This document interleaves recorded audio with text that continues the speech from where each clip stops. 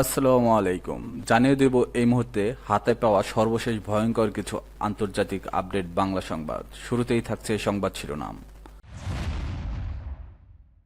শুরুতেই জানিয়ে দেব গাজায় ত্রাণ না ঢুকলে ৪৮ ঘন্টায় মরতে পারে ১৪,০০০ শিশু, জানিয়েছে জাতিসংঘ।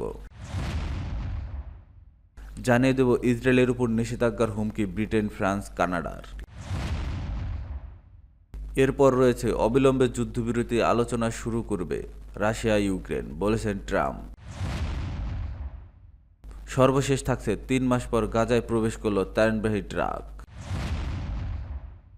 এখন শুনছিলেন সংবাদ শিরোনাম, এবার বিস্তারিত।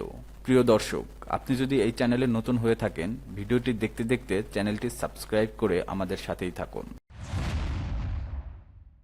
গাজায় ত্রাণ না ঢুকলে ৪৮ ঘন্টায় মরতে পারে ১৪,০০০ শিশু, জানিয়েছে জাতিসংঘ। ইসরায়েলি আগ্রাসনে পুরোপুরি বিধ্বস্ত হয়ে আছে ফিলিস্তিনি ভূখণ্ড গাজা। এর মধ্যে অঞ্চলটিতে গত প্রায় ১.৫ মাস ধরে কোনো ত্রাণ সহায়তা প্রবেশ করতে দেয়নি ইসরায়েল। ফলে অঞ্চলটিতে দুর্ভিক্ষ, অনাহারের মতো পরিস্থিতি তৈরি হয়েছে। এ অবস্থায় জাতিসংঘ সতর্ক করে বলেছে, গাজায় পর্যাপ্ত ত্রাণ না প্রবেশ করলে ১৪,০০০ শিশু মারা যেতে পারে। ব্রিটিশ সংবাদ মাধ্যম বিবিসিকে জাতিসংঘের মানবাধিকার বিষয়ক under secretary general Tom Fletcher জানিয়েছে, সোমবার গাজায় ৫টি ত্রাণবাহী ট্রাক প্রবেশ করেছে। তবে তিনি বলেছেন, এটি সমুদ্রের এক ফোঁটা পানির মতো। তিনি বলেন, ত্রাণবাহী লরিগুলো গাজায় ঢুকলেও সেগুলো সীমান্তের ওপরেই আছে, এখনও ক্ষতিগ্রস্ত সম্প্রদায়ের কাছে পৌঁছায়নি। ব্রিটিশ সংবাদ মাধ্যম বিবিসিকে জাতিসংঘের মানবাধিকার বিষয়ক under secretary general Tom Fletcher জানিয়েছে, সোমবার গাজায় ৫টি ত্রাণবাহী ট্রাক প্রবেশ করেছে। তবে তিনি বলেছেন, এটি সমুদ্রের এক ফোঁটা পানির মতো। তিনি বলেন, ত্রাণবাহী লরিগুলো গাজায় ঢুকলেও সেগুলো সীমান্তের ওপারেই আছে, এখনও ক্ষতিগ্রস্ত সম্প্রদায়ের কাছে পৌঁছায়নি।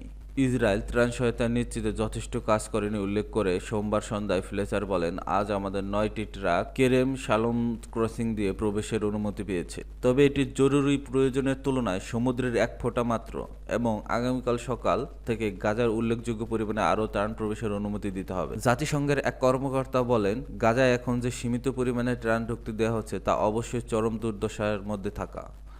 বেসামরিক নাগরিকদের জন্য অবাধ প্রবেশাধিকারের বিকল্প নয়। লুটপাট কমাতে হলে নিয়মিত ত্রাণ সরবরাহ নিশ্চিত করতে হবে এবং মানবিক কর্মীদের একাধিক পথ ব্যবহার করে অনুমতি দিতে হবে। বাণিজ্যিক পণ্য মানবিক সহায়তায় পরিপূর্ণ হওয়া উচিত। ফ্লেচার আবারও বলেছেন, ত্রাণ না পৌঁছালে আগামী ৪৮ ঘন্টার মধ্যে ১৪,০০০ শিশুর মৃত্যু হতে পারে। তিনি বলেন, আমরা আগামী ৪৮ ঘন্টার মধ্যে এই ১৪,০০০ শিশুর মধ্যে যতজনকে সম্ভব বাঁচাতে চাই। তিনি জোর দিয়ে বলেন, আমাদের গাজা উপত্যকাকে মানবিক সাহায্য দিয়ে ভাসিয়ে দিতে হবে। যখন বিবিসি টুডে প্রোগ্রামে আনা ফোস্টার বলেন যে ১৪,০০০ সংখ্যাটি অসাধারণ একটি সংখ্যা, জবাবে ফ্লেচার বলেন, এটি পুরোপুরি হিমশীতল করা সংখ্যা। ইসরায়েলের উপর নিষেধাজ্ঞার হুমকি ব্রিটেন, ফ্রান্স, কানাডার। গাজায় নতুন করে শুরু করা সামরিক অভিযান বন্ধ না করলে এবং মানবিক সাহায্য পাঠানোর উপর থেকে নিষেধাজ্ঞা তুলে না নিলে ইসরায়েলের বিরুদ্ধে নিষেধাজ্ঞা আরোপের হুমকি দিয়েছে ব্রিটেন, কানাডা ও ফ্রান্স। এই ৩ পশ্চিমা দেশের নেতারা গতকাল ইসরায়েলের প্রধানমন্ত্রী বেনিয়ামিন নেতানিয়াহুর উপর আরও চাপ সৃষ্টি করলেন। বার্তা সংস্থা রয়টার্সের প্রতিবেদন থেকে তথ্য জানা গেছে। ইসরায়েলের সামরিক বাহিনী গত শুক্রবার নতুন করে অভিযান শুরু করে ঘোষণা দেয়। এরপর গতকাল সোমবার নেতানিয়াহু বলেন, ইসরায়েলের গাজার সম্পূর্ণ নিয়ন্ত্রণ নেবে। আন্তর্জাতিক বিশেষজ্ঞরা এরই মধ্যে অঞ্চলটিতে দুর্ভিক্ষের আশঙ্কা নিয়ে সতর্ক করছেন। লাখ লাখ মানুষ খাবারের অভাবে অনাহারে দিন যাপন করছে।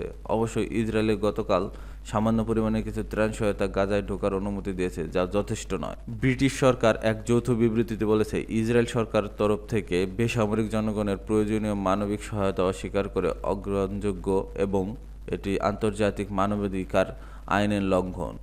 আমরা পশ্চিম তীরে বসতি সম্প্রসারণের যে কোনো প্রচেষ্টার বিরোধিতা করি। প্রয়োজনে আমরা সুনির্দিষ্ট নিষেধাজ্ঞা আরোপ সহ আরও পদক্ষেপ নিতে দ্বিধা করব না।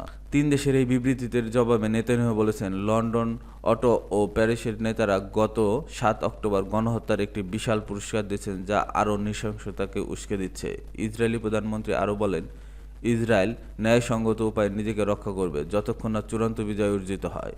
গত ৭ অক্টোবর হামাস ইসরায়েলি জনপদে হামলা চালানোর পর থেকে ইসরায়েল গাজায় চিকিৎসা, খাদ্য, জ্বালানি সরবরাহ বন্ধ করে দিয়েছে, যাতে ফিলিস্তিনি জঙ্গি গোষ্ঠী জিম্মিদের মুক্তি দিতে বাধ্য হয়। এ বিষয়ে ব্রিটেন, কানাডা ও ফ্রান্সের নেতারা বলেছেন, আমরা সবসময় ইসরায়েলের সন্ত্রাসবাদের বিরুদ্ধে ইসরায়েলিদের রক্ষা করতে অধিকারকে সমর্থন করছি, কিন্তু এই সংকট সম্পূর্ণ অসামঞ্জস্যপূর্ণ। তারা বলে, নেতানিয়াহু সরকার এই জঘন্য কর্মকাণ্ড চালিয়ে গেলে তারা হাত গুটিয়ে বসে থাকবে না। অবিলম্বে যুদ্ধবিরতি আলোচনা শুরু করবে রাশিয়া ইউক্রেন, বলেছেন ট্রাম্প।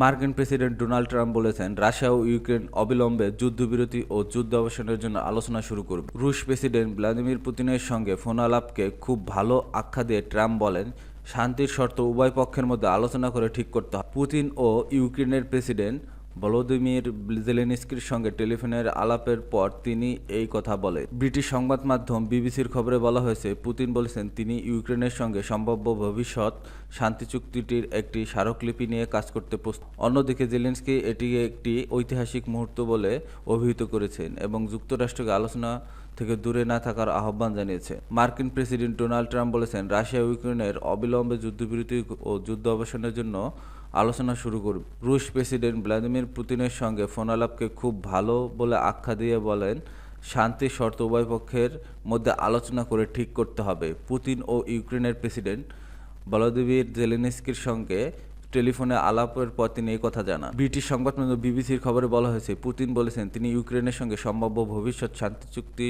সংক্রান্ত একটি স্মারকলিপি নিয়ে কাজ করতে প্রস্তুত। অন্যদিকে জেলেনস্কি এটিকে একটি ঐতিহাসিক মুহূর্ত বলে অভিহিত করেছে এবং যুক্তরাষ্ট্রকে আলোচনা থেকে দূরে না থাকার আহ্বান জানিয়েছে। ট্রাম্প নিজ মালিকানাধীন ট্রুথ সোশ্যালে শেয়ার করে এক পোস্টে ফোনালাপের পর লিখছেন, রাশিয়া ও ইউক্রেন অবিলম্বে যুদ্ধবিরতি এবং আরও গুরুত্বপূর্ণভাবে যুদ্ধের অবসানের জন্য আলোচনা শুরু করবে।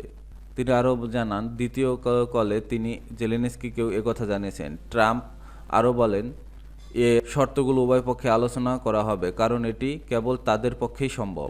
তবে জেলেনস্কি বলেছেন, আলোচনা প্রক্রিয়া উপযুক্ত পর্যায়ে আমেরিকান ও ইউরোপীয় উভয় প্রতিনিধিকে জড়িত থাকতে হবে। তিনি বলেন, আমাদের সবার জন্য এটি অত্যন্ত গুরুত্বপূর্ণ।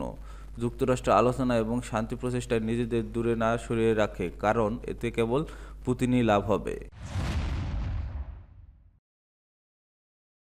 3 মাস পর গাজায় প্রবেশ করল ত্রাণবাহী ট্রাক। অবশেষে দীর্ঘ 3 মাস পর গাজায় ত্রাণ প্রবেশ করছে। গতকাল সোমবার উপত্যকাটিতে ত্রাণ নিয়ে প্রবেশ করে জাতিসংঘের 9টি ট্রাক। আজ মঙ্গলবার জাতিসংঘের ত্রাণ বিষয়ক প্রধান টম ফ্লেচার বরাত দিয়ে এক প্রতিবেদনে এ তথ্য জানিয়েছেন কাতার ভিত্তিক সংবাদ মাধ্যম আল জাজিরা। অনাহারে জর্জরিত গাজা উপত্যকায় ত্রাণ প্রবেশ করতে দেওয়ার এই পদক্ষেপকে স্বাগত জানিয়েছে জাতিসংঘ। তবে যে পরিমাণ ত্রাণ প্রবেশ করছে তা প্রয়োজনের তুলনায় খুবই নগণ্য বলে জানিয়েছে সংস্থাটি। 2023 সালের 7 অক্টোবর গাজায় ইসরায়েলি আগ্রাসন শুরুর আগে উপত্যকার প্রতিবেদনে কমপক্ষে 500 ত্রাণবাহী ট্রাক প্রবেশ করত। তুলনায় গতকাল ত্রাণ সহায়তা খুবই কম। বিশেষজ্ঞরা গত সপ্তাহে সতর্ক করেছিলেন, শীঘ্রই ত্রাণ সহায়তা নিশ্চিত না করা গেলে উপত্যকা অনাহারে ভয়াবহ আকার ধারণ করবে। অবশেষে দীর্ঘ 3 মাস পর গাজায় ত্রাণ প্রবেশ করছে। গতকাল সোমবার উপত্যকাটিতে ত্রাণ নিয়ে প্রবেশ করায় জাতিসংঘের 9টি ট্রাক। আজ মঙ্গলবার জাতিসংঘের ত্রাণ বিষয়ক প্রধান টম ফ্লেচার বরাত দিয়ে এক প্রতিবেদনে এ তথ্য জানিয়েছে কাতার ভিত্তিক সংবাদ মাধ্যম আল জাজিরা। অনাহারে জর্জরিত গাজা উপত্যকায় ত্রাণ প্রবেশ করতে দেওয়ার এই পদক্ষেপে স্বাগত জানিয়েছে জাতিসংঘ। তবে যে পরিমাণ ত্রাণ প্রবেশ করছে তা প্রয়োজনের তুলনায় খুবই নগণ্য বলে জানিয়েছে সংস্থাটি। 2023 সালে 7 অক্টোবর গাজায় ইসরায়েলি আগ্রাসন শুরুর আগে উপত্যকায় প্রতিদিন কমপক্ষে 500 ত্রাণবাহী ট্রাক প্রবেশ করত। সেই তুলনায় গতকাল ত্রাণের সহায়তা খুবই কম। বিশেষজ্ঞরা গত সপ্তাহে সতর্ক করেছিলেন, শীঘ্রই ত্রাণ সহায়তা নিশ্চিত না করা গেলে উপত্যকার অনাহারে ভয়াবহ আকার ধারণ করবে। জাতিসংঘের মহাসচিব মুখপাত্র স্টেফান ডুজারিকিও বলেছেন, গাজায় যে পরিমাণ ত্রাণ প্রবেশ করছে তা যথেষ্ট নয়। আল জাজিরাকে তিনি বলেন, এই ত্রাণ আমাদের নিজস্ব ব্যবস্থাপনার মাধ্যমে আমাদের নিজস্ব নেটওয়ার্ক দিয়ে বিতরণ করা হবে, যা আমাদের কাছে গ্রহণযোগ্য। আমাদের কাছে এই বিলাসিতা নেই যে আমরা বলবো যদি মাত্র 9টি ট্রাক আসে তাহলে আমরা তা নেব না।